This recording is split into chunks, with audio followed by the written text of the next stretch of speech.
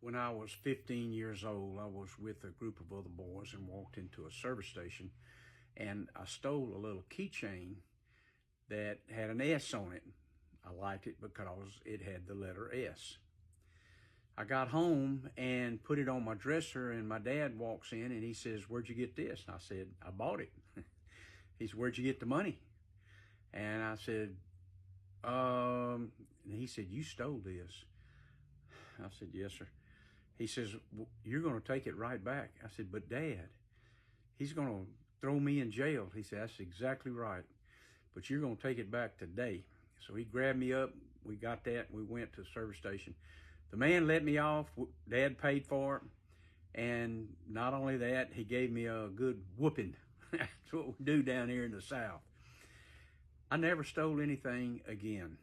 I'll find a penny in front of a counter and I'll pick it up and "Is that your penny?" They'll say, "No."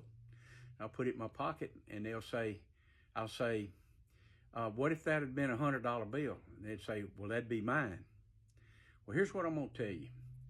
People are full of greed, and they will take things that don't belong to them. People that work for companies, they see some stuff that's scrap. They don't get the permission to take it. It's going to be taken to the dump. They don't go to the dump to get it right there. Or they find some good stuff and say, "Nobody will ever miss this." They take stuff. Thieves are rampant these days. Back in Bible days, interestingly, when Joseph was put into prison, the jailer did not look to anything to his hand because everything that he did prospered because the Lord was with him. How many people have the Lord with them? How many actually are faithful with unrighteous mammon? I know of a lady that had hired a secretary in her business, and that woman had stolen $1 million in 1 year. Oh, it was a very prosperous business. A man called me on the phone and he said, "Look, I can't make any money. I've got 4 businesses and I want you to come and take a look and see what you can find." So I did. I found a thief. The thief was a woman who had been working for him for 17 years and was stealing like $30,000 a month. That's a lot of money. It was all cash. And so they didn't look to her hand. In accounting, we are instructed to have purchase orders. We have receipts when we get it. The money's paid. Somebody takes it and puts it in, counts it. Somebody puts it in the bank. Somebody makes sure the invoice is paid. There's accounting procedures to go to make sure that there's not a thief in the house. And when there's money, there's an account set up strictly for money, and it's all accounted for. Well, most places only have one person to account for the money. And what happens is they're going to wind up losing money because there's a thief. Wherever there's money, write this down, there's a thief. I'm just telling you, that's the way it is. And that's in churches, it's in everywhere. It's in government, it's in businesses, it's in your own personal household. There's always a thief wherever there's money because people can't seem to keep their hands off of it. So I want to help you today. How much money have you got in the bank? You can't tell me because you don't know? Oh, okay. Let me tell you what's wrong with you right now. You are not faithful with your money, or you would know how much. How much money have you got in your pocket? Well, I don't know. I got a few dollars. Well, how many exactly? I don't know. I'd have to count it. There's your problem. You're not faithful with unrighteous mammon. If you want to be blessed and you want to go forward in life, know this. Matthew and in Luke chapter 6, verses 11 and 12, "He that is faithful with unrighteous mammon shall be ruler of much, but he's not faithful with unrighteous mammon, it's going to be taken away from him what he had." If you're faithful with unrighteous mammon, God will make you faithful with the precious things of God. He will increase your finances, but you've got to be faithful. You have to be very careful about money.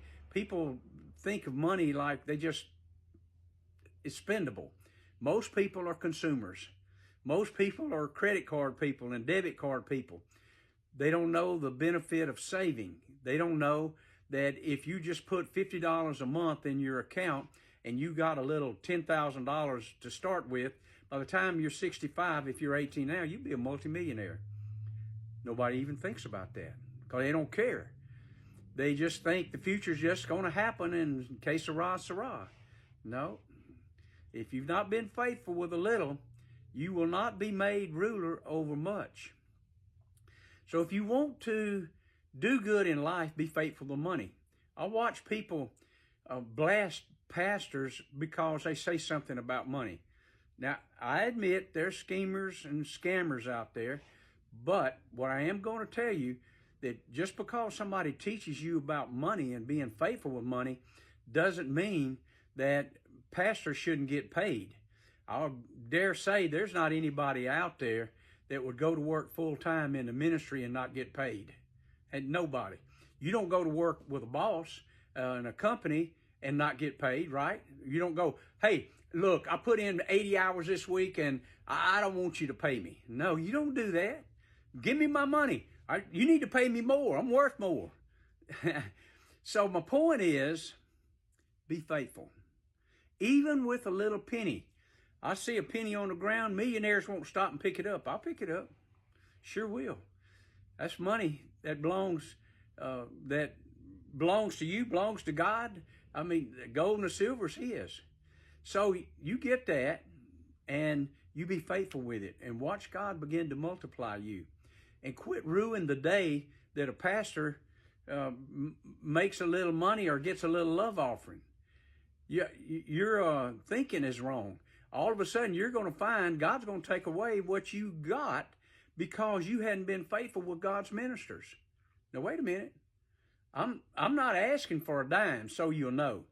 In 50 years, I've never asked for a dime. My point is, there are people out there that is faithful. And if you find those people and they give you the word of God, Paul said, well, it's a small thing. If I give them the carnal things, if they give me the spiritual things and my life is built up, oh man, I'm going to bless that guy. I'm going to bless that lady. I go to a prayer meeting and somebody's teaching a lesson. They don't have to be a pastor. It can be the person in the house. Buddy, I give them an offering. I sure do. You know why? Because they gave me something spiritual and I gave them something carnal back, some of my money. You know why? Because I want God to find me faithful in everything and faithful with His servants. So having said all that, be faithful and God will make you ruler over much. God bless you guys and go in peace. Love you. Bye.